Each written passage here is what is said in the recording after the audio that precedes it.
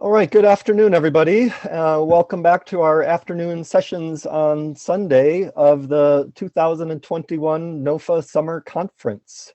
If we were at Hampshire College right now in person, we'd probably be, coming back from the excellent buffet farm lunch that's always provided, and we'd be, full and coming out of the dining room and looking around for the right classroom to get to and trying to ward off our food coma. But here we are in person, or in our virtual format, so we don't have that problem. Hopefully this coming winter, all the NOFAs will be having in-person winter conferences again. So we look forward to seeing you in person at some point. Before we get started, I just have a couple quick announcements. We are presenting, attending, and hosting this workshop from land that was inhabited before European colonization. Please take a moment to honor those whose land you now occupy. Much of what we know about how to grow food and manage land regeneratively came from farmers of color. NOFA Mass invites you to consider how to incorporate racial equity in your own work. You're likely all familiar with Zoom at this point, but just in case, we want our participants to remain muted as much as possible, unless instructed to unmute to ask questions. Please use the chat feature for your questions. As soon as you think of something, feel free to drop it in the chat, and then we'll pause throughout the workshop or at the end to address the questions as they are appropriate. This workshop is being recorded. And I'd like to give a shout out to our sponsors. The summer conference really would not be possible without the support of the many sponsors that we have. You likely need to buy something for yourselves or your farm or garden at some point, and many of these vendors probably have things relevant to you. And so when you're making your purchasing decisions, we hope you want to support people that support NOFA and think our work is important. So thank you to all of our many generous sponsors. Some of those sponsors have donated items for our online auction. This is a lot of fun and has a lot of great things, so I encourage you to bid early and bid often. The auction will run through the end of the conference, so I believe Friday afternoon will be the end of the auction. So keep an eye. You might be winning something now, but I'm going to try and outbid you right after this workshop, so you'll probably need to bid again. One of my favorite things about the in-person conference is the vendors in the marketplace that we have. There's always a hub of activity and lots going on, and I'm happy to say we have a virtual vendor marketplace as well. So many of those same vendors can be found in the virtual marketplace. Your program book, they have lots of interactive videos and ways to get in touch with them. So please check out our vendors.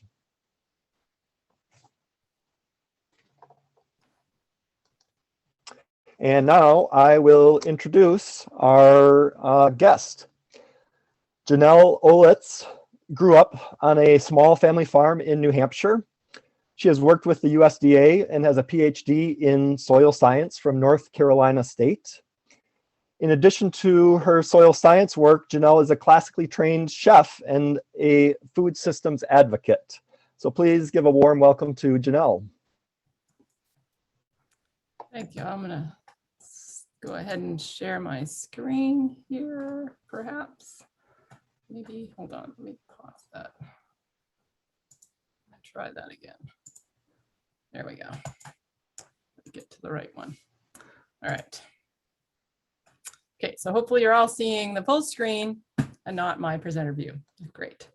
Okay, so I am here today to talk to you about essentially just nutrient cycling within the soil and how microbes really play a part, and then how we control the microbes then, and their function actually controls the nutrient availability. I'm going to first cover basic soil principles, because without those, it's very hard to kind of wrap your head around more of the other principles that I'm going to present. Then briefly touch on some of the nutrient cycles within the soil that control microbial activity as well as plant growth.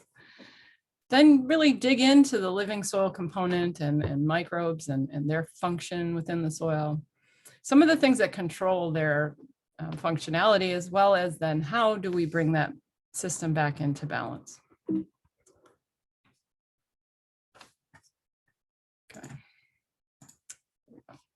So first, just the basics of soil. This here is a unit of soil. It's known as a pedon. But the biggest thing I hope you take away from this slide is that soil is dynamic. It is always changing. It is never going to be the same from time point to time point. You could go out today and take a soil sample, send it off to a lab. If it rains or there is any type of change in that system, even time, you take another soil sample, you send it in, those soil samples will not be the same. So always knowing that whenever you take a soil sample and you get a result, it is a time point, you're looking at one point in time, but it is not always going to be exactly like that. And so it's physical, chemical, and biological properties changing within the soil that change those nutrient dynamics. There are physical properties of soils that do not change on a time scale that we generally are aware of. You know, it takes eons to build soil for it to weather and to change, but yet organic matter, on the other hand, can change fairly quickly. And soil is generally made up of layers. And so you have the organic layer at the top, and there is less organic matter as you move down through the soil layers, through the subsoil, and down to the parent material. But soil is actually built from the bottom up. It weathers, and those rocks become sand, then it becomes silt, and then clay. So what makes up soil? When I talk about soil, I'm referring to a combination of sand, silt, and clay. There are specific size measurements for these, and it is the combination of these in different percentages that give you what is known as a soil texture. So if I have a whole bunch of pieces of sand grains within a volume, there's going to be a lot of large air spaces in between them. There'll be less particles that fit within that. And you can have just sand, but yet you could actually add in some silt and clay in amongst those sand particles, and it's going to change the physical properties of that soil. So then when I look at and I take a shovelful of soil, what I'm looking at there is that it is a combination of the minerals that I just mentioned, sand, silt, and clay, but also part organic matter. And in New England, you are fortunate that you can generally build your soil organic matter up above 5%. And in general, it's represented by about 5%, somewhere below or above that, depending on your management practices. Down here in North Carolina, where I am, you'd be so excited if you could get to 5%, and highly unlikely that you're going to get to 5% unless you are really adding on loads of compost, because it's warmer down here, and in warmer climates, the microbes are munching away for much longer periods of time, and it is very hard to build organic matter because we're losing it because the organisms are just eating it.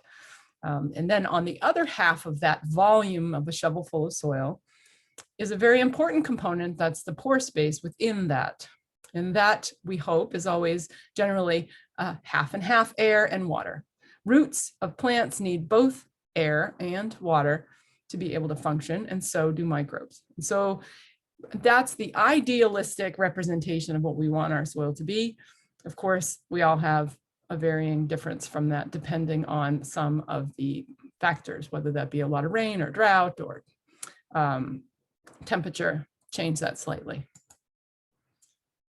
I'm going to dig a little deeper into some of that physical property of soil of sand, silt, and clay. I think a concept that's very important to understand is particle size. So we have on the left-hand side the volume of a sand particle. Now, sand is not square. I do understand that, but this is an easy way to understand that we take this volume, it's 1 millimeters cubed. And it has a total surface area of 6 millimeters squared. Then as I move over, I'm going to move over 2. I've got 8 blocks there in the same exact volume. But you can see that the surface area of that actually doubled from the sand, but yet it still takes up the same volume. Then we move over to clay, this very, very, very tiny particle. Same volume, but I can put 1,000 million particles of clay, in the same space, I can put one piece of sand. And that has 6,000 millimeters squared. So that surface area, because the surface of things have a charge, the surface actually holds on to water. If we were to take and think about how much surface area is in that, we can think about how much water could adhere to that. Additionally, on top of that, that charge that helps hold on to the water also helps hold on to nutrients. So a sand particle generally has a very small charge, very, very limited, whereas the clay particles have a lot of a negative charge on them. You could think of it as like a wall of a whole bunch of plugs. Clay has a lot of plugs, and those negative charges attract positive charges, and those are known as cations. And so often you may have heard a term cation exchange capacity. That is the capacity of that soil or that clay to hold on to positively charged ions known as cations. And so that's beneficial because it can hold on to nutrients within there, having them there readily available for the soil, the soil microbes, and then again for the roots that are growing there. And so that chemical property as well as the physical property of your soil type, it's important to know, because then you know how to move forward and treat it based on what you need to do. If you have a sandy soil, you're going to have to add more water more often, and you may have to add nutrients because that sand is not going to hold on to nutrients. Or you have to build organic matter, a lot of organic matter, to ensure that the organic matter, it acts very similar to clay in that it has a large surface area as well as a negative charge, as it can hold on to nutrients. So now I'm going to move and talk about some important cycles that help control kind of all the things that happen on Earth and also impact soil. So there's the carbon cycle, water cycle, and nutrient cycles. So lots of in the news about the carbon cycle. It's really important right now. And what we're trying to do is get more of that carbon back down into the ground, because it's not doing a very good job being up in the atmosphere right now, leading to all sorts of issues. But this cycle generally is that the plants pull carbon dioxide out of the air. It combines it with a little bit of water, some photons that come from the sun, and it is able to actually create carbon in its roots and its leaves and in its trunk and all of that. So it becomes part of its being, the same as that animal that eats the grass or the leaves off of the tree, or us that either eats some vegetable or the animal, we are carbon beings as well. And so that cycle continues to happen throughout, but we cannot consume that carbon from the atmosphere. It has to come through the plants. So part of that that's important is that the carbon is also required for the roots within the soil. And the microbes also respire, so they release carbon just like we do when we breathe. And roots actually exude carbon as well. And so there's carbon that's always coming out of the soil. But as long as we're pulling the same amount of carbon back into the soil, it can actually stay in the soil. And so the less we have respiration from the soil, the more carbon actually can stay in the soil and be trapped in what's known as sequestered. So those roots can grow, then they die. And if they're deep into the subsoil, that carbon will stay there because the microbes aren't so much in that area and they're not going to necessarily consume it. It can get stored and sequestered into the soil. So the water cycle helps drive some of the carbon cycling, mostly because of the microbe respiration. If a living being doesn't have water, it's not really functioning. And so it is another important component of life that cycles throughout. And in this, what's important really to take away is the evaporation and transpiration, that the way we lose water back into the atmosphere. And we do hope that it precipitates down. Having been in New England 2 days ago, you guys have had a lot of rain, so you don't have to worry about that much right now. We're a little dry down here right now. So if I had a garden right now, I want to concentrate on trying to keep the water in. Perhaps you guys are trying to figure out how you dry your garden back out. But this cycle is important, that it is going up, transpiring, precipitating down, that plant has it available. Water is important for the life, not only above the ground, not only for that plant to grow, but for the microbes. And the microbes need that water to function just like that plant does. So nutrient cycling, and I'm going to get into 2 specific cycles, but first just the basics. Almost all cycles are going to be very, very similar. This is a rudimentary kind of concept that we have the leaves here, they fall off the tree, that they then die or decompose, but they need water added to that. They get broken down by microorganisms. Microorganisms release those nutrients. They then can be taken back up by the plant. And on a slower scale, nutrients also are released from the soil and into the microorganisms. And so those organisms can then release those nutrients. So there are even more nutrients available for the plants to take up. But that is a much slower time scale for that. So now I'm going to talk about 2 cycles of specific nutrients, one being nitrogen and the other one being phosphorus. And I think it's important to understand how these 2 cycle through from the ground to the atmosphere or to the plants, because these are the 2 nutrients needed in the highest quantity by the plant and are often the 2 nutrients that we're always focused on adding. And a third one is potassium. That is a totally different beast. Very difficult to get your finger on, because scientists don't really fully understand the potassium cycle very well yet, because it's changing. It's a shapeshifter and it's always changing form.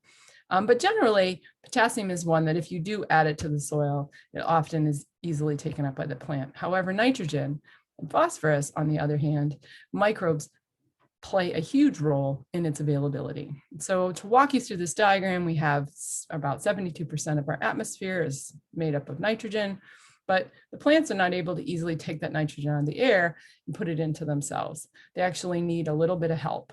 Either that is from the nitrogen fixing microbes. A little bit of lightning actually does bring a little bit of nitrogen. We have nitrogen deposition from rainfall, or a fertilizer that you're adding. However, there's also the decaying plant matter, or if an animal happens to, maybe you have a little animal that dies, it's going to rot, it also can add the nitrogen. So the nitrogen that's within all of these living things, if they are decomposing on that land, they will release that nitrogen back. But that release happens through the nitrogen fixing or nitrogen consuming bacteria. And so there are so many different types of bacteria in the soil that actually consume nitrogen, and they're changing the form of that nitrogen all the time. But what we hope is that those nitrogen bacteria actually put it into a form of either a nitrate or ammonium. Those 2 are forms that the plant can take up. Now, ammonium and H4+, that one is actually positively charged. Because it's positively charged, if you have a high cation exchange capacity, it can be held in the soil, and then the plant can take that up. If it is in a nitrate, that's negatively charged, and that more easily leaches from the soil. And so if you add a nitrogen or have some decaying plant matter or animal matter there that is being broken down, and you do not have actively growing roots, then you lose that nitrogen through leaching if you have a rainfall or something of that nature. So knowing that also there are microbes that love to take ammonium and quickly change it into nitrate. So it's not in the ammonium form very, very readily within the soil, but there is some, but often if you have these nitrifying bacteria, they're quickly switching it over to nitrates. And so the moral of this story is, if you are going to apply nitrogen, regardless of what form it is to have some actively growing plant that can capture it so it doesn't get lost from the system. Now with phosphorus, on the other hand, it's kind of more of a chemical process. There are microbes that do allow that to be available. And there are some symbiotic relationships between certain fungi that can make phosphorus available for the plants in exchange for carbon. So you have the immobilization. That's when a nutrient is locked up by an organism because they needed it. It consumed it just like a plant would. But then there's mineralization, and that's releasing that generally through death or defecation, that it now becomes available. All nutrients are taken up in the soil solution. And so if it is there in a soil solution and a plant a root happens to grow by it, it can take up that phosphorus. But there's processes like precipitation that say you add phosphorus to the soil. It may not necessarily be available to the plant because it can quickly get precipitated by a mineral and locked up. And I'll explain a little bit more about what controls this, but about pH. But pH is one of the largest influencers of the availability of phosphorus. You could have lots of phosphorus in your soil and it can be unavailable. And that generally has to do with the pH. So probably phosphorus is the one that is the most difficult to kind of deal with within the soil because it is a constantly changing thing. It's like playing whack-a-mole with a nutrient. But one of the things that can really help control the availability of nutrients is organic matter. And organic matter is made up of all of the constituent parts it took out of the soils or consumed in its life. And so it has all these building blocks for life, and it has all the nutrients locked up in it. So organic matter is really just the living, the dead, and the very dead. And that organic matter is consumed and decomposed by soil organisms. They release those nutrients. And if you have a plant there, those nutrients are then taken up, put into that organic matter, and the cycle starts all over again. And so nutrients are really regulated often by the soil microbes. So that's why it is important to culture those microorganisms. If you are a gardener, you are really just a microbe wrangler. You are trying to get those microbes to do the job for you, to allow those nutrients to be available. By going at growing something by the thought of, I just need to add whatever the plant needs, often is not an approach that works very well over the long term, because those nutrients, one, as you saw in the case of phosphorus, can go not where you want it, or it can leach and be lost, leading to environmental issues. So I know this is a lot on this slide. I'm going to walk you through it, but this here is kind of the organic matter cycle and how that kind of works within the soil. We have the top, here we have the crop. That crop grows and it needs carbon dioxide and water. It takes those in, it grows into the crop. It also needs nutrients, and so it becomes part of that crop. We may harvest some, but what we hope is that there's some residue left over. That residue then gets to feed these soil microbes here, known as soil biota. And they also need oxygen. So they need oxygen to then decompose these residues. They munch on the residues. This is the decomposition. That decomposition releases some of the carbon and moisture being available for the crop. And then it also then becomes humic matter. So the humus then immobilizes the nutrients. Some of this process also leads to proteins and polysaccharides, which are kind of just glue. For lack of a better word, it's basically like microbe poop. And so this part of that, or the dead microbes, some of that actually can become part of the soil structure. And that is really a great place for it to be, because it's there, it's stable, and it is going to slowly be released. And some of that also then goes and gets, some other microbe comes along and eats that. So there's this lovely food web down there, and there's bigger microbes eating smaller microbes that eat even smaller microbes. But when they die or they defecate, they release minerals. And microbes are also able to release minerals that are stuck on clays, especially fungi. They're really good at exuding an enzyme and pulling the nutrients that they need off, and often they can make those available to plants. So those nutrients are then available for the crop, but then some of those nutrients are also consumed by the soil biota, and they are out of the system until that soil microbe might die and then decompose, and it becomes part of this cycle. But we have all these nutrients here, but one thing to understand is, okay, you've added a whole bunch of nutrients, or maybe they're there, but what's the thing that most affects your nutrient growth or your plant growth is really understanding Liebig's law. It's the law of the limiting factor. Whatever is the factor limiting growth, in this case, plant growth, is the thing that needs to be addressed first. And so if you look at this barrel, it's labeled very tiny little lettering. But what you basically are looking at is there's some barrel staves that are short, but they're not as short as this one here. In this case, it's been labeled nitrogen.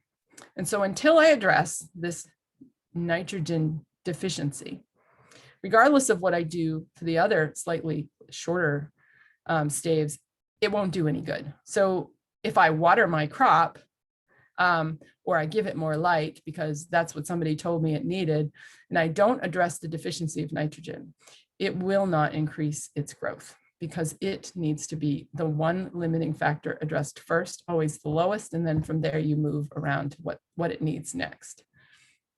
And this could be, you know, maybe it has all the nutrients in the world, but you're growing that plant in darkness. It would be the limiting nutrient would be light. So understanding that is important, but how do you understand that? Sometimes that can be more of a mystery. And one of the first things I would always suggest to anyone is get a soil test, because until you understand what's in the soil, you really don't know where you're going. You don't have your roadmap. So you have to understand what's there and what is available. But soil tests are not everything, because just because it's available doesn't mean it's necessarily being taken up by the plant. So I suggest often to take a soil test and take a tissue test at the same time. You've got that one time point, because remember, soil's dynamic. You grab that tissue test and now you can see what the plant is able to take up from what's available in the soil. And now you have a better picture to be able to understand what is limiting that growth, because perhaps there was plenty of nitrogen within that tissue, but it just wasn't. Maybe perhaps it was some micronutrient, boron, for instance, which is in a very small amount, but if it's not there at all, then that's going to limit it. And in the case, sometimes you know it's plenty available in the soil, but yet, let's say, for instance, nitrogen, it's just not taking it up. Now you have to look at your management practices. And the first thing is there enough water? Because, okay, that nitrogen is available in the soil, but it is not coming up in the plant. Why? And if it's dry conditions or if it's very cold, then that's the reason why it's not being taken up by the plant. There are so many factors that have influenced nutrient availability.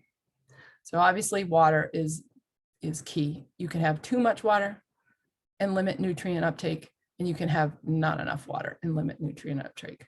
So you need to be in that sweet spot between the two to really allow that. And the reason why flooded conditions don't allow nutrient availability is because you have anaerobic bacteria and other organisms in there that actually are consuming oxygen. The roots can't breathe, and so they cannot function very well. So that is kind of in flooded conditions, when their feet are underwater, most plants are not adapted to do very well. But cover crops and having that actively decaying organic matter is really important.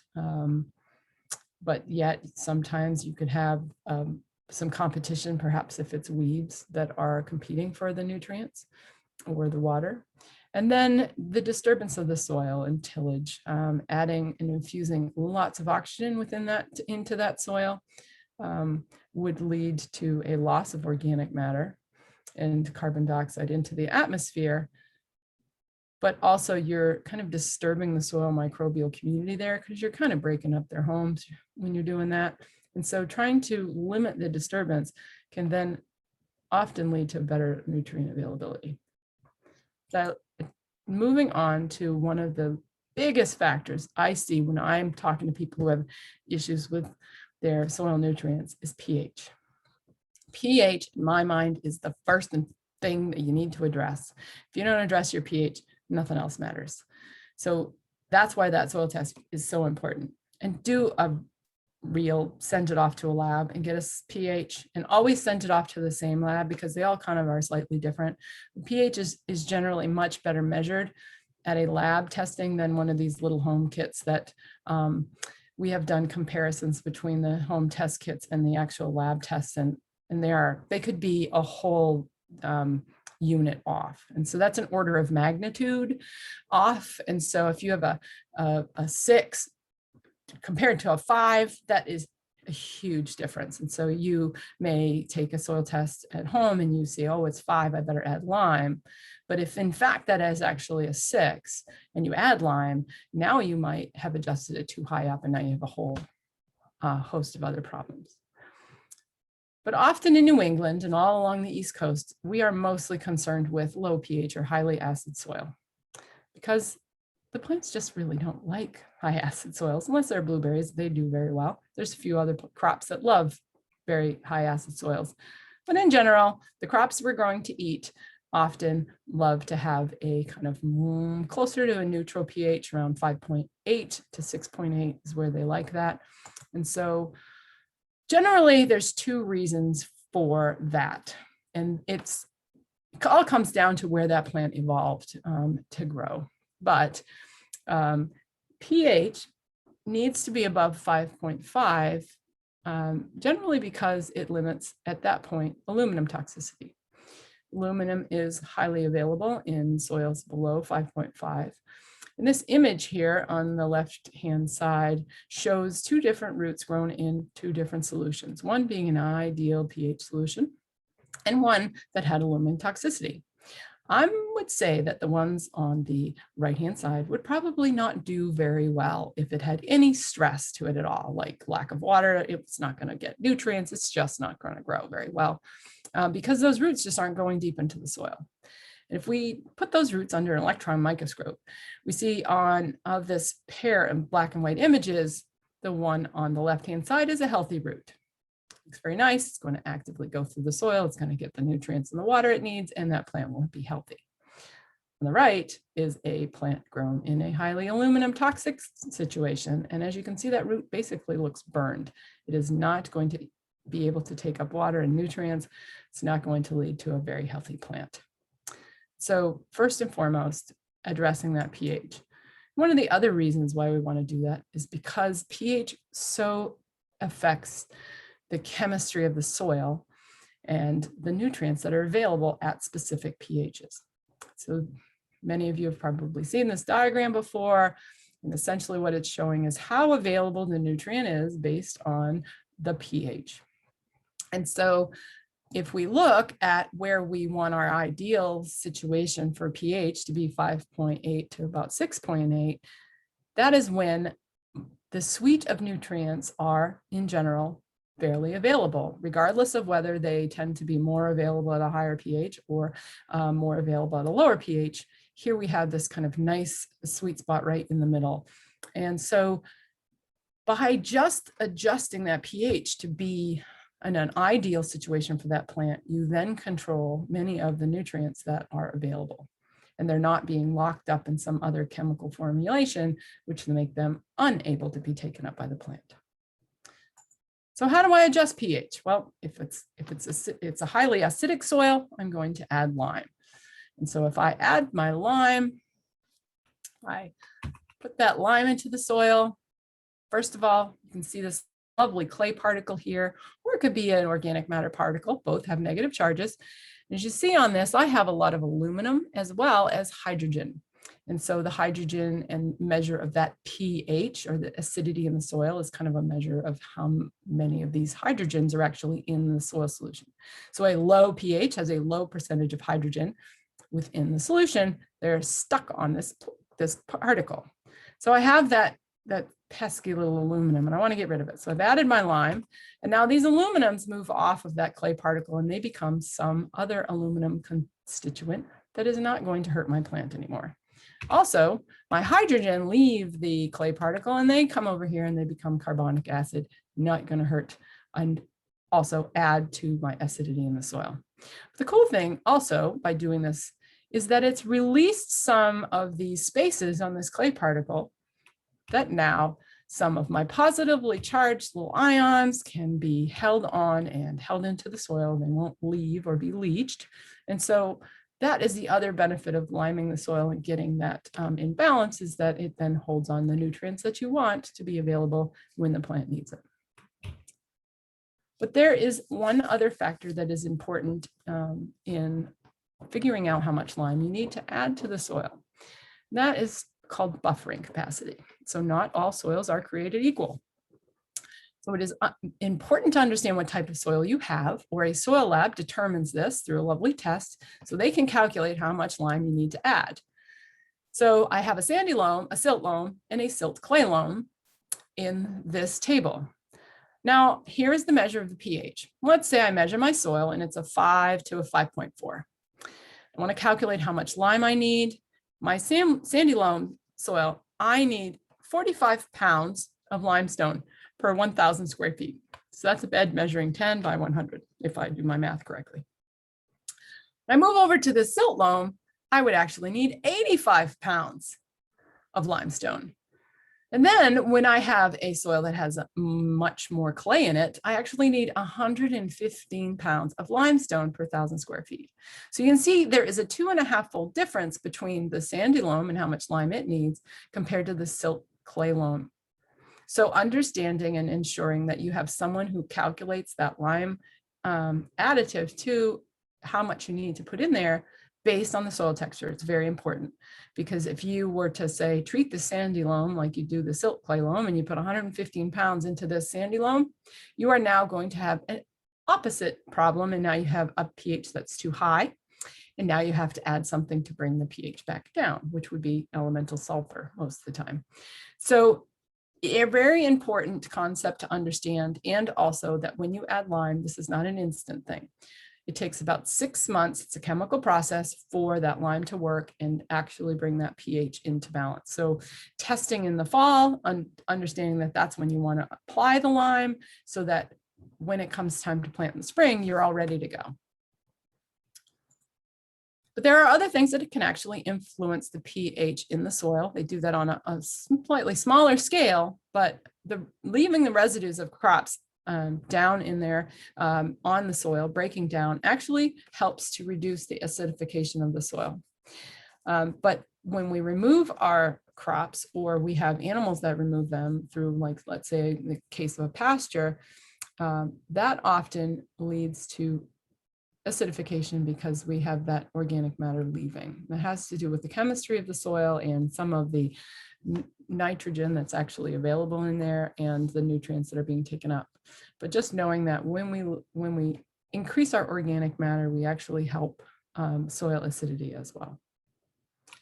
So now shifting gears and talking about the plant, from the plant point of view, is how they take up nutrients. And it's important to understand because not all nutrients are created equal when it comes to being taken up by a plant. Just because it's there doesn't mean it's easily available. So there's 3 main ways that a plant takes up nutrients: through mass flow, diffusion, and root interception. Down on the bottom, I have nutrients in 2 different groups, one being mobile nutrients and the other being immobile nutrients. So I know that there's a concept also of mobile and immobile nutrients in the plant, and they are not always the same, whether they're mobile in the soil compared to the plant.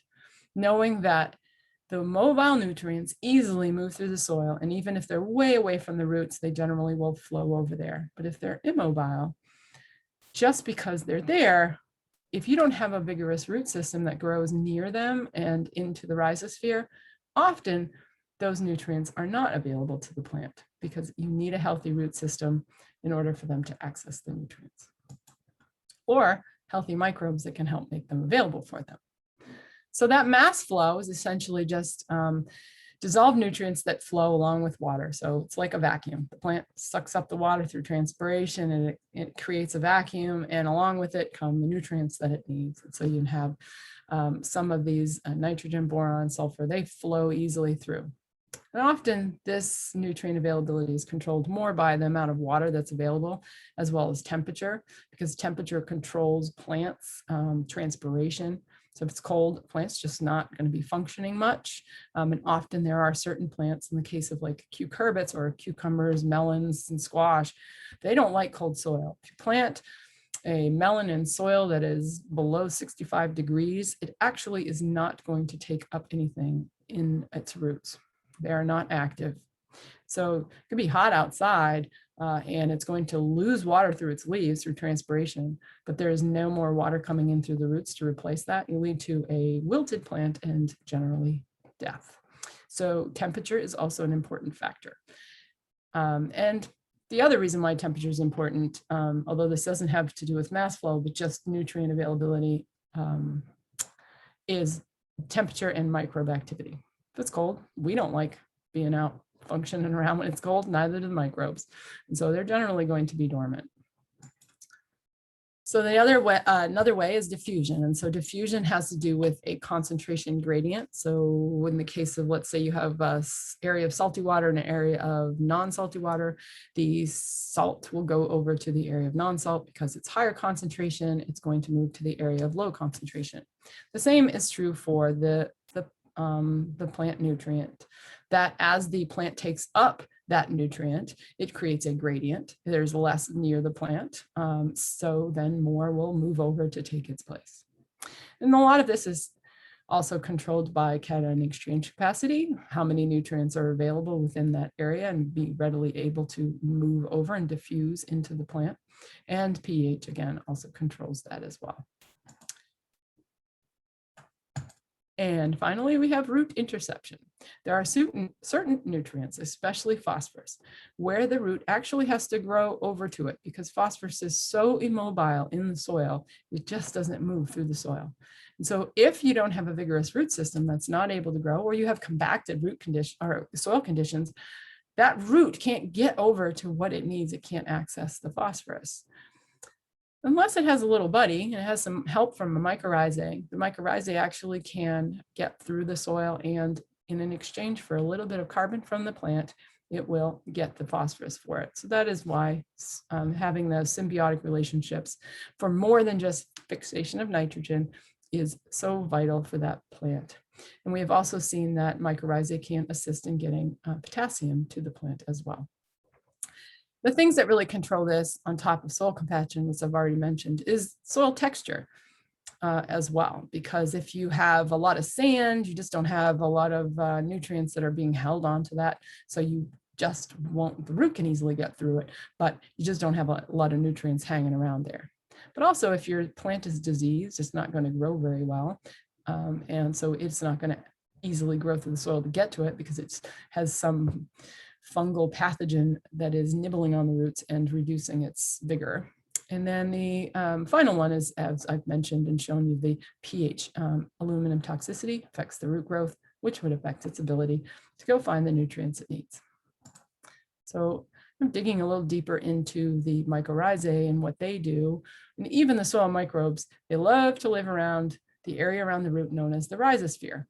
Partly because the root is always exuding kind of a carbon-based substance. It's like sugar water, for lack of a very easy concept to understand. And the microbes just love it. They love living there. There's lots of things around there. They're also then helping to consume organic matter around there. They are releasing that. Those nutrients are near that root tip. And so there's a nice beneficial relationship between the two of these. And then on top of that, we have the in this case, this is an arbuscular mycorrhizae fungi, and that grows into the cells of the plant. And in exchange for the plant, who can take that carbon from the atmosphere and make glucose and other sugars, it will give that to the fungi because the fungi cannot create or photosynthesize, and so it needs a food source. And so it gives, in exchange for the carbon, that fungi will actually give that plant a little bit of phosphorus or other nutrients that that plant needs. So by curating that fungal population within the soil actually really benefits the plants because they are able to better access nutrients that they would otherwise have difficulty or exude a lot more energy. So a plant needs energy to create the cells to grow through. And so also it helps save a little bit of energy as well. So now looking at where the soil microbes are living within the soil, we have the soil aggregates, and those are like little homes and spaces and pore spaces that all of these small mycorrhizae can inhabit. And especially in the case of very, very small microbes, they're able to hide in there and stay away from the bigger microbes that are trying to eat them, or the microorganisms, or things like nematodes that love to eat bacteria. So they're hiding in there. They are able to then have a safe space to live and do their job, breaking down some of the organic matter. And soil aggregation, having aggregates that are stable, has been shown as the one measurement when we are looking at soil health, that regardless of location, the higher amount of stable aggregates you have measures a soil health. So we have seen that time and time again. You have lots of other measurements that you do, and they're not always consistent, but soil aggregation is one that is consistent across space and time, is often a very good measure of soil health. And likely it's due to the fact that it's got a place for the microbes to live. And so the more microbes we have generally leads to more nutrient availability. So when we look down on a real micro scale, this is kind of what we're seeing within that tiny little aggregate. The little brown particles are a type of clay, as well as these hexagonal particles are another type of clay. They, again, have those negative charges. The brown kind of globular pieces, that's our organic matter. In this, we have a little bit of a water film across everything.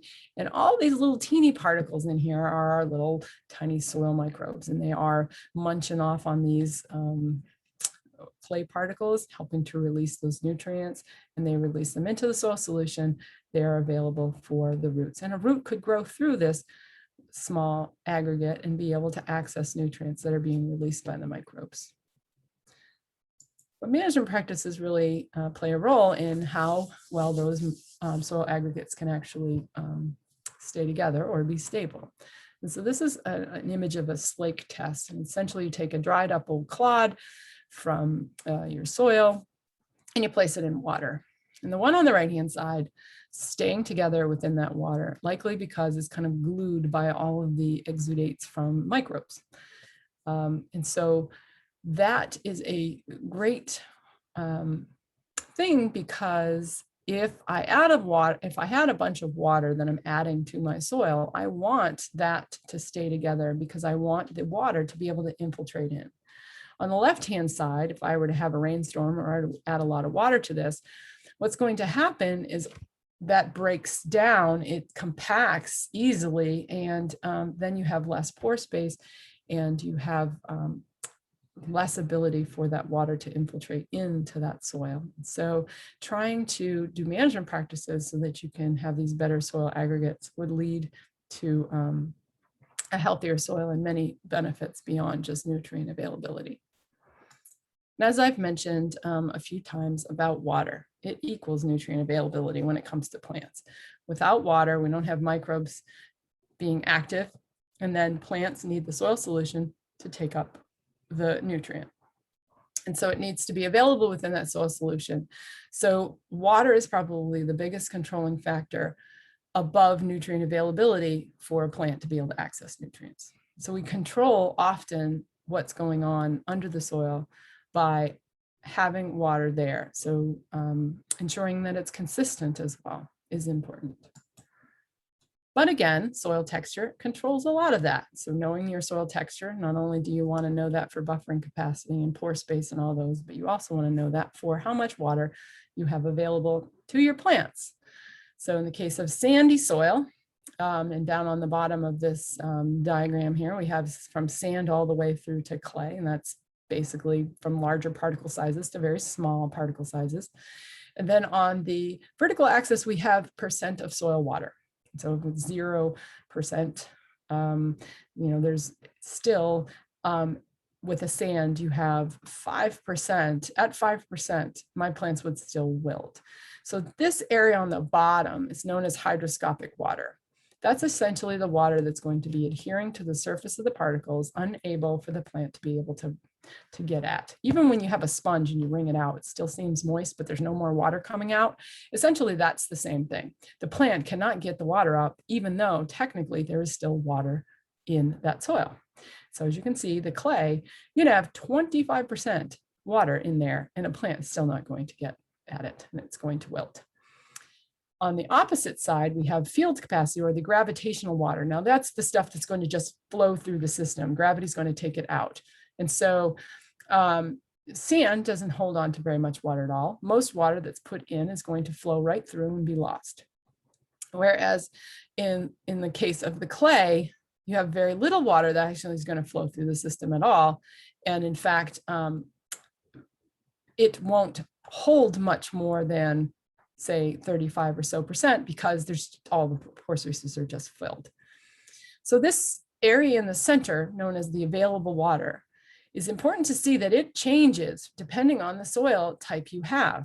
And so the ideal is generally in the middle, where you have a fairly high amount of degree of water that would be available to the plant before it's reaching field capacity, at which at that point you've lost your airspace and place for the air to be that root needs as well. And then another aspect to understand in the soil texture is how that water moves through the soil when you're using irrigation. And so these two figures here show when I have a drip irrigation, if in a sandy loam, most of that water is moving down through the soil vertically. And in 15 minutes, I get down 12 inches. And in an hour, I'm 48 inches into the soil. So that water is just moving real fast through the soil. Conversely, if I look at my clay loam and I irrigate, even 4 hours, I'm not as far as after irrigating a sandy loam for 40 minutes. But yet, this water is actually moving on a horizontal way. And so if I had an area where I needed to irrigate, I would want to ensure that I'm thinking about how that water is leaving that drip irrigation and moving through the soil to understand where is the water being available. So if I have a sandy soil and I know that water is going to move quickly through the soil, I want to make sure that I have maybe a drip irrigation with emitters that are closer together, that are right near the base of the plant, compared to a clay loam soil that perhaps I need to think about, well, I don't have to have the drip irrigation in a wider bed so close together because it's moving more horizontally than it is down. But perhaps I need to water it for a longer period of time so that that water can actually reach deeper into the soil as well. And then another thing is the temperature. Temperature affects the microbial activity, and it also affects plants as well, just like as I mentioned in the case of melons and soil temperature. And depending on whether you use mulch or bare ground, actually affects the temperature of the soil. So the bare ground has a higher degree of variability between day and night temperatures compared to something that has mulch over it. The mulch not only it keeps it getting less hot during the day compared to at night, it helps to trap in that temperature. Now, of course, that's a little bit different when you're using black mulch compared to white mulch in the summertime in a field. So obviously you would be able to have a lot more absorption of that if in fact you were comparing it to, say, a lighter colored soil. So some of that is take it with a grain of salt, know what your system is, but know that mulch can often help buffering the differential between day and night temperatures, which then also impacts your soil microbes because they're actively down there working and releasing those nutrients. So keeping their temperature at ideal. But what's the ideal temperature for microbes? So here I have a figure that just demonstrates the comparative nature of the temperature to microbial activity. When the temperature is low, our microbial activity is very low. And then as that temperature increases, it goes up generally exponentially until it reaches a peak of around 100 degrees Fahrenheit. At that point, it crashes. The microbes just aren't going to live anymore. It's too hot, they die. They no longer are going to release nutrients because they're not in there being active. And so trying to do things to perhaps control that temperature getting too high is important, because not only is it important for plants that don't like to grow in high temperatures, but the microbes also aren't going to be active and they're not going to release nutrients. So discussing all of those factors and all the things that are going to help control our microbes is really well, what do I have to do to balance my system? Because bringing the system into balance is what we want, because that'll lead to happy plants and happy farmers too. And so really just boiling it down is the management of water is probably one of the bigger things beyond the pH, which I've already beaten that dead horse a few times. So managing the water using drip irrigation or ways to ensure you're getting that water near to the root system when you have areas of drought, or if you're in a high tunnel situation, obviously you're not going to have rainfall in there. So ensuring that you are watering and keeping it consistent. Mulch not only helps in building organic matter, or in the case if you're doing some kind of non-organic matter mulch, like a plastic type of film, it does help reduce the transpiration of water or evaporation off the surface, and it also tends to keep it cooler, so that helps the microbes, keeps the moisture in there, keeping that nutrients available more consistently. Building organic matter, by managing the water, it helps to hold on to the water and also helps that water to infiltrate better into the soil. By improving soil aggregation, that is also an important thing, because that also allows water to infiltrate. So when you have a rain event or you do irrigate, that water is moving down deep into the soil, encouraging the roots to go deeper into the soil, which benefits plant growth. And then cover crops also can help manage water. In the case of early spring, when you have an actively growing cover crop, if you get a high period of rain in the spring, it can help dry out a field faster, so you can grow quicker into that. But also those roots can help create macro and micropores deeper into the soil, breaking up things like plowpan, which allow more water to infiltrate in, which gets the water where you want it. You want it stored in the soil. So temperature, again, that can be something that you want to think about managing, not only for the soil microbes and the growth of roots within the soil, but also for the plant itself. It's the differential between day and night temperature that benefits the plant and its growth and other physiological cycles. And as we get increasing temperatures, it's actually the reduction in the differential between day and night temperatures. Our nighttime temperatures generally be staying higher. And so that is actually reducing yield, because our nighttime temperatures are not reducing like they used to. So trying to do things that will help improve that temperature from building up in the soil and within that crop are beneficial. Maybe employing a shade cloth, getting creative with your planting plans, maybe thinking about planting things in the canopy of a larger plant if you're planting something that doesn't need a full sun. And then also thinking about row orientation, depending on the orientation of the plants to the movement of the sun, can impact some airflow as well as the temperature of some of the other crops, and also does impact light as well. So thinking about that in a conscious way can really benefit the crop. And then organic matter, probably the key to everything, is that's the fuel for the microbes. That's what they eat. That's what they need. And then they then can break down that organic matter, release it to the plants. And you have that then fairly steadily and readily available for plants. That also can be like a sponge, and it can hold the water, as well as like an electrical outlet. It can hold on to some of the nutrients to prevent them from being lost. And then lastly, I'm going to just talk a little bit about compost. I think this is in the news lately. Certainly down here, we've had some issues with compost in the sources. And we have people that are organically certified growers. They are getting compost that is OMRI listed, approved to be organic. But yet they have some issues with their tomatoes, and it's really wreaking havoc on the growth of some things. And that has to do with some herbicide residue. So there's some herbicides. It's a family called picolinic acids. They actually kind of stay in the soil and don't break down because they are meant as a broadleaf weed killer. So they don't kill grasses. They put them on the hayfield. The hay gets harvested. That herbicide is systemic, so it's part of the plant. That animal munches that hay.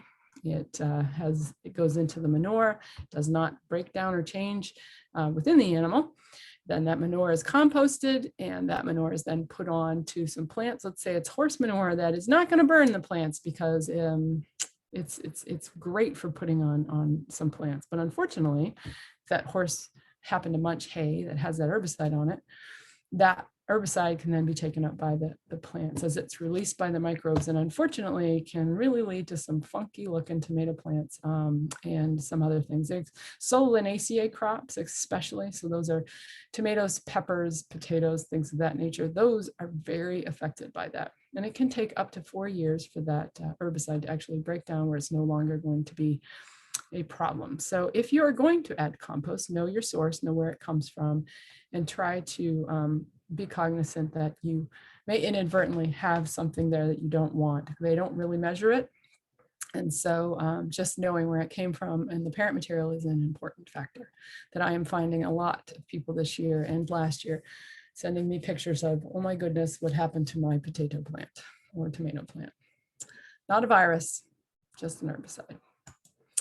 And then, so how do we add organic matter if we don't put compost on? And I like compost myself, but there are other ways to do it. And one of them is cover crops. Cover crops are great because they're going to be actively growing when you don't have a cash crop growing. That can help to trap those nutrients from then being lost and leached away. So they hold them there. They can also do a lot of other things. They can help break up a pathogen cycle as well. Because you're growing something there that perhaps is not the same as what the pathogen likes. And so you're going to reduce the numbers of the pathogen if it's a soil pathogen. They also hold on to nutrients because they take up the nutrients just like your cash crop does. And then they break down and release those nutrients being able to be consumed by the next plant that's growing there. And then also they improve compaction, because if you're growing some cover crops that really can break down and get into that compacted layer, maybe it's a plow pan that was there from years before, some legacy compaction from some plowing, that can help break that up, allow that water to get deeper into the soil, and also for that plant to get deeper into the soil and bring up those nutrients up to the top and then be available for the next crop.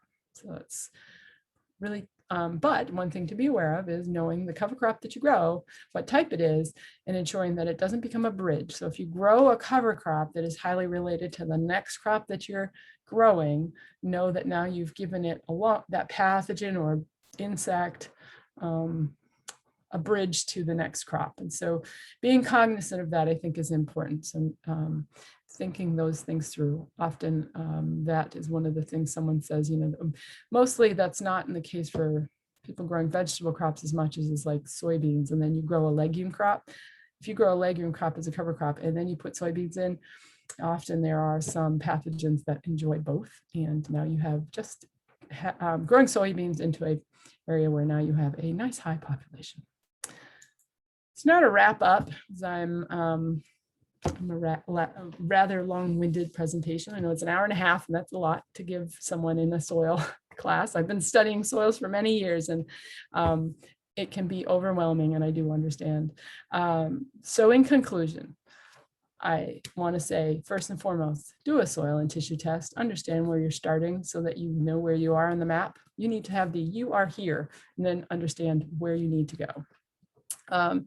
And work with your cooperative extension agent to have them assist you in being able to understand and interpret that if you are not able to do that yourself, or anyone else in NOFA. I'm sure that there are tons of other people or other farmers who are well versed in being able to interpret soil and tissue tests and be able to help advise in making those management decisions.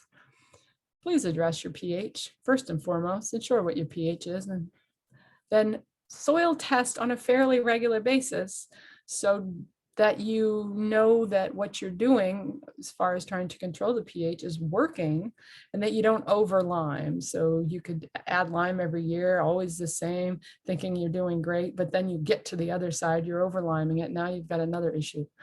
So really important, at least every couple of years, to do a soil test so you know where your pH is. And then practicing soil health practices. those things that really help to regenerate the soil, bring it to a healthy state. And then in general, your system is in balance and things are happier. Incorporate those cover crops, build organic matter, reduce the disturbance of soils, and rotate the crops and help with diversity to then bring about all of that into a nice little happy place. So I am now going to end and just leave it open to questions. Great. Thank you very much, Janel. Something I really appreciated from your description was the organic matter of the living, the dead, and the very dead. That's a new one for me, but I really like that. And I just appreciate your mix of the the science and the chemistry and the practical application. A couple questions from one question, and I apologize for not clarifying at the beginning. This workshop is recorded, so participants, if you have any questions or want to watch it again, you're able to view it after the fact. But are your slides available to participants? Yes, I can make them available. People email me. My email is right here. You can email me and I will send you the slide set. Yep. Great. Heather Kent comments, fabulous, and questions, recommended books for further reading. Ooh. No Soil, No Life. You know that one? I could probably go grab it and hold it up. It's in my other room. That one is a great one. I'm trying to think. There's another one, Building Better Soils by Dr. Fred Madoff and Dr. Van S. Fred Madoff is professor emeritus from Vermont, University of Vermont, and Dr. Van S is from Cornell. He's actually still there. I'm not sure if he's a emeritus yet, but both of them, they've written a really great book digging into each of these individual kind of components of soil and kind of the aspects of management. And actually Fred Madoff is going to present on my soil health workshop in November about the plant soil interface. So how the microbes help control the health of the plant, and by the pathogen, kind of the ability to be able to make the signals and things, and kind of cool stuff. But I think those two books, there's one, it's called not No N-O, but K-N-O-W, No Soil, and then No Life. But I think it's a play on words, because they have the N-O actually in the word kind of highlighted, so it's a different color. That one, I believe, I want to say that was completed from extension across the country, kind of collaborate, but it's very easy to understand, and covers all sorts of management practices, and from the chemical, the biological, the physical, as well as things like salination of the soil or erosion and other things of that nature. Heather says, thank you, very helpful. Oh, hoped. Always the hope that I am helping someone understand soils. Maybell has a question. They're a home gardener on a very small scale. Is it safe to use soil from houseplants where it has just been sitting around for several years, even if I don't know what was applied to the plants or where they were growing? That's a good question. Yeah, so what I would do, I generally will take and compost that. Often a house plant's not generally being, you're not using an herbicide on it, and often anything you're going to spray for a spider mite or whatever, in general, they're things you wouldn't bring into your house and be able to spray that's going to be caustic, because home gardeners can't get a hold of the horrible things that other farmers can spray on their crops if they're not organic. So usually what I do is I throw it in my compost and allow it to kind of break down a little bit and become kind of mixed in. And then I just put that composted along with mixed in with everything else. Then I put that on my soil. So you may need to break it up a little bit, or else it'll just stay in that same form of the pot as I found. But that's what I would recommend is reusing it. You do have the perlite in there, and there's peat moss. In general, anything that's in a house plant, it doesn't actually have any soil in it. It's a soilless medium, because if you put soil in it, if you ever go outside, dig a whole shovel full of soil, especially if it's been tilled up, stick it in a pot and you water it, it shrinks down and compacts into concrete. So you can never take soil from outside, stick it in a pot and grow a houseplant because it will compact. But the reverse is not the same. That houseplant stuff you can put out there, and it's just organic matter. Great. I'd like to ask a question. This is Lynn. You talked about aluminum toxicity before in terms of plants, and I have been taking like my soil blocks and putting them into aluminum trays for easy access. Is that not a good thing when I'm doing my seed starts? No, you wouldn't have to worry about that. No, because that aluminum is in a different form. Whoops, hold on a second. I'll be right back.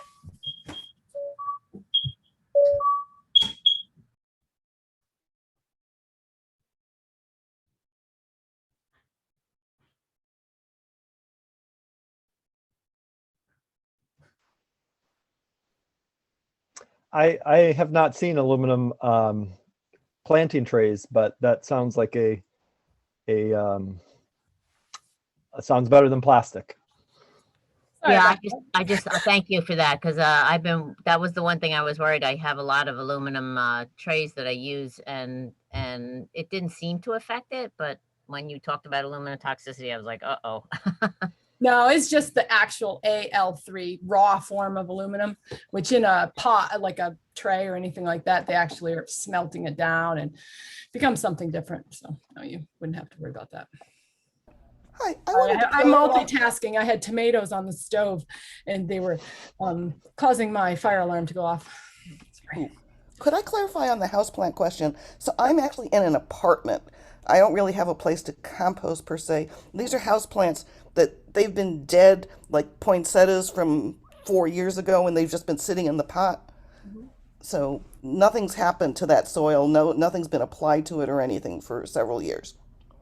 Does that seem safe to you? Yeah, it should be fine. You would need to kind of, revive it with something else, because obviously soil is plant mediums different than soil. It doesn't have the nutrients in it the same. It wouldn't have the microbes or anything like that. And so a houseplant is different, that you have to give it nutrients because it doesn't have parent material in it. It doesn't have minerals in it really. Okay, And so I have access to a couple of raised beds where I can plant things. Is it okay to just add it to my raised beds? Yeah, you can probably break it up and kind of mix it in there. Yeah, you Okay. should. Okay, I was worried more about chemicals than anything else. Well, I mean, I generally don't know what has been added to it, but in the case of, say, a poinsettia, when they're growing them, more what they're putting on there, they're going to just put on inorganic fertilizers in the form that the plant can take it up through some irrigation, and then they may put on a growth regulator, which those are, with exception for auxin, is generally naturally occurring in a plant. So gibberellin and things like that, they add to control the growth of a plant and also control its ability to take up water. But in general, I would think that there are probably not very many harsh things on there. But you have to know the history of it. If it was an organically grown poinsettia, then you would know it would be perhaps okay. But I mean, like, kind of getting into a gray area on that one. Right. I mean, if you're being a certified organic farmer, if you go for a certain number of years without applying anything, then you're considered organic. So even though there was stuff there before, is that because that stuff is happening, that you're using the land?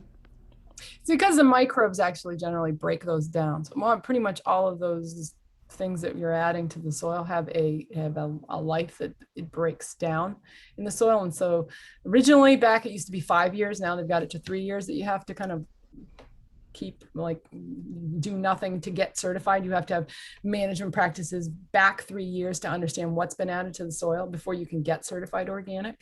And a lot of that has to actually do with the fact that whatever was added to the soil would have been broken down by the soil microbes into basic components. Got it. Great. Thank you so much.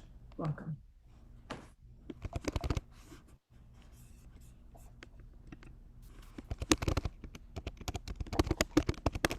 I have another question. Sure. What do you think about the mycorrhizal products in different fertilizer, like Dr. Earth's? Is that okay to use? I would say that it is okay to use. I always think of that as, and I use some of the like Plant Magic. I think that's pretty good. But just know that wherever you're adding that and wherever let's say they developed something and they did tests, they are doing it in some specific situation, right? And maybe they're testing it within a greenhouse situation. You put that into the soil that already has its resident population of microbes. Now, microbes like to fight each other. They're competing for the resources within that soil. And so just because you add those mycorrhizae to that soil does not mean that they will actually stay there, because maybe that particular habitat is not conducive for that particular microbe. And so I say, yes, add a few, but don't bet the bank or your farm on adding them. Do it slowly and watch, observe, and see if they work or not. Because it's all depends. It depends on so many other factors that are there that often it's not the only controlling factor. But you can't hurt if especially your soil has been so abused it has no real microbial life in it. Then in that case, you're introducing something, and then the hope is that some of it will stick around. But in some ways, there are some snake oil salesmen out there. So just be aware and cognizant that not everything is what it says it is. And so I think it's good. But when somebody has a soil, like there's some that have, you know, they'll say it has a fungicide in it, and then they add a mycorrhizae in it. Yeah, that's completely fungicide has a tendency to kill some fungi. I think that's its job. And so I kind of, when I see those, I'm going, you know, or some that they'll say they've got all these things in it, and yet the ones that they're putting in there are actually so abundant in soil already that you're buying something that's already there. So those are the things. It's just knowing the product and making sure you trust whoever is doing it, and look at their research, look at their supporting data and see if they actually did it, did something, how they did their experiments.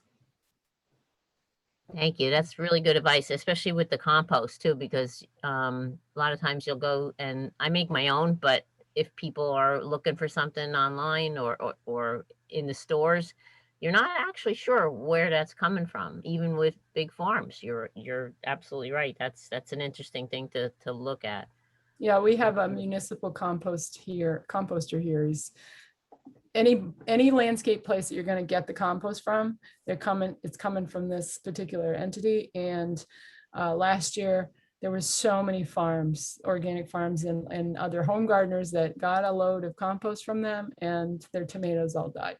So it's a tough thing to have to deal with on the other end of that. And then there's people that are horse owners that have all this horse manure and they want to get rid of it. And you know, I'm like, well, maybe you can find somebody with a hayfield would like to put it on there, because that's, you know, maybe they want organic matter, but I wouldn't advise them, any home gardener or anyone, to grab it, because it is likely going to have some harmful effects, unfortunately. Yeah, that's a shame. Yeah. Thank you. This has been a great presentation. I've really learned a lot. Thank you. Any other questions? Hey, could you say another word about applying horse manure again? What was the problem with applying horse manure to crops? Oh, well, it depends on where the hay was from, where the horses, you know, they eat a lot of hay, right? Or they're out on pasture, either one. It depends on the treatment of that hay field, because there are specific herbicides that are broadleaf herbicides.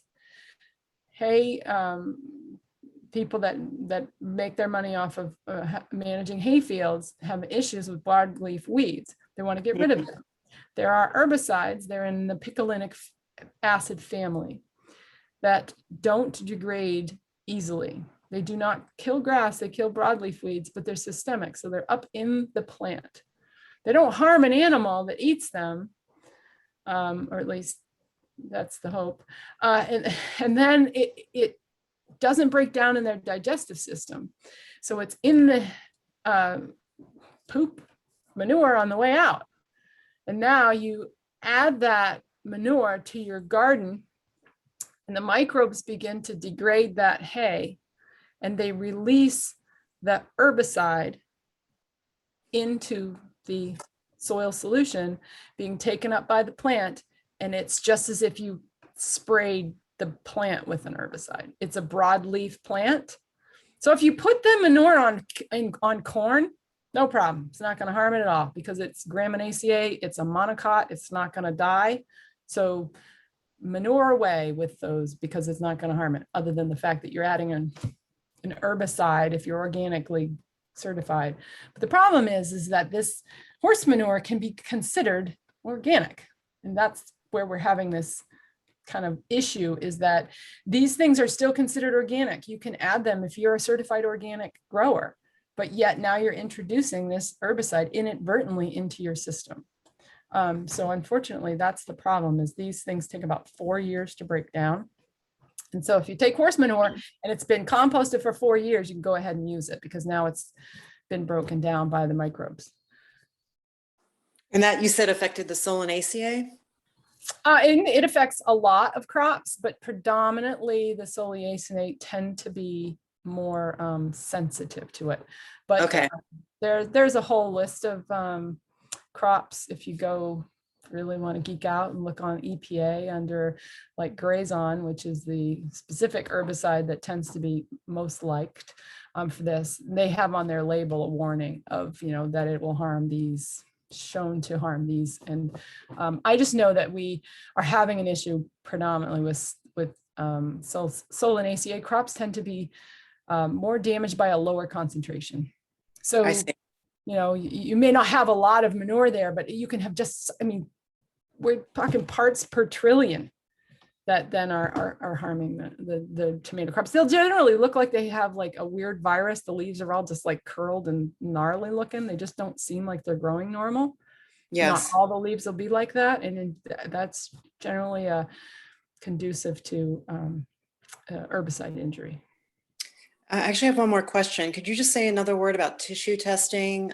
Which plants would you want to test for, And if you're just starting out, versus if you've been growing for a while? Well, if you're like just starting out and you are growing something like a tomato that you really want to, it's the cash crop, right? Everybody loves growing tomatoes. They grow vigorously. So if you take a few leaves off, you're not really going to harm that plant. So generally, when you're taking a tissue test, you want to get at least 20 leaves. Follow the directions for the tissue sampling sheet has directions on where to take them. It's generally the 4th mature leaf. So not the youngest leaf, but the one that was 4 from the top of the plant. It's generally the point at which you're going to capture the mobile and immobile nutrients in that tissue test. So you don't want to take the youngest leaves because there are some nutrients that are not super mobile and don't make it all the way up to the youngest leaves easily. And then you don't want to take it from the oldest leaves because you would guarantee that it would show you don't have very much nitrogen, because the nitrogen is always going to be higher in concentration in the youngest leaves. So in following the directions, depending on the plant type, because whether you're looking at blackberries or blueberries or tomatoes, but any crop that you're growing, if you take a tissue test, sample it per that type of plant, and submit that in a paper bag, not plastic, to a lab, because if it's in plastic, it's going to rot and be really a mess, and they're not going to be able to do much to it. And what they do is dry it out, they grind it up, and then they test it. And that any of them are going to be able to tell you what that plant is accessing with its roots and pulling up into its body. Thank you. You're welcome. So oh, sure. Go ahead. A question. I used to be a small scale worm farmer, and I was always warned about getting really fresh manures from some of the horse and the pig farmers, because they use so many dewormers all the time. Do you think I was being over concerned about, I obviously composting it would really help, but I just heard that there was a big worm production down in like the Carolinas or whatever, and they spread a whole bunch of manure, and it turned out it was, full of the deworming stuff, and it wiped out, hundreds of thousands of dollars worth of his worms. So I was trying to keep that out of my life too. But do you think I was being overreactionary? No, I would say it sounds like a prudent decision. Really, I mean, So ask the farmer the last time they dewormed their critters, but like, is there a section of their pile that has been composting or whatever? I mean, how to help the homeowner not pick up the terrible stuff. I would have to look into how long that breaks down. I'd have to dig into some research on that because I don't know. I mean, it makes sense that would, it's like anything else, it's going to kill the thing. It's kill the worms in my yard. Right. Yeah. Exactly. So, yeah, that would be something that it would all depend on how long it takes for that to be broken down by the soil microbes, because they're the ones who are going to pull those pieces apart and break it down so it can't harm anything else. But I have really no clue on that one. Well, thank you. You're very welcome, Joan. You may not recognize me. I'm Joan Jackson's daughter. But I recognized your name more than anything. Whose daughter? Joan Jackson, 4J's Earthworks. She's been long New Hampshire NOFA for years. Okay. Yes. So, and I saw you went to UNH. Thank you. yes, that's right. Go Wildcats. Thank you. Welcome. I'm sorry, did you say where to send tissue samples? So generally the state lab, I know in New Hampshire, they do not do them there. They generally do them at other labs. If you email me, I can figure that out. So in North Carolina, we actually have a lab that does soil samples, tissue samples. They'll do compost. They do a whole bunch of things. In New England, there are certain states that do it. In general, it's probably if it's a state lab, it'd be Pennsylvania where it would do, but there might be some private labs that do tissue test sampling that you would be able to send them to and get them back fairly quickly. Okay, thanks. You're welcome.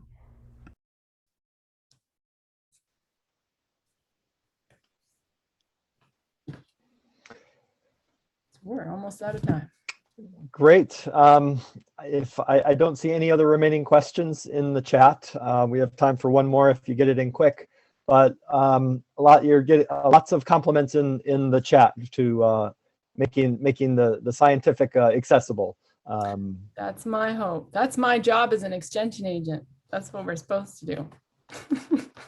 Not talk over the heads, but sometimes I get a little down the rabbit hole and start talking geeky stuff like science of the soil. But to me, it makes more sense by making it accessible, then we bring about more regenerative agriculture and it helps everybody. Great. Well, thank you so much for sharing your time and knowledge with us. And thank you for our participants for attending the session and hopefully learning some things that you can apply at home to or the farm to increase your own success. So let's see, I have an evaluation link I'm going to drop in the chat real quick, and then please give us some feedback on the workshop. And I encourage everyone else, we have one more session today, and then we have great, thanks Barry, we got the link to the evaluation in the chat. So please give feedback, and we look forward to seeing everyone else at the rest of the workshops this afternoon and during the week in the evenings. So thank you again. Thank you. Take care.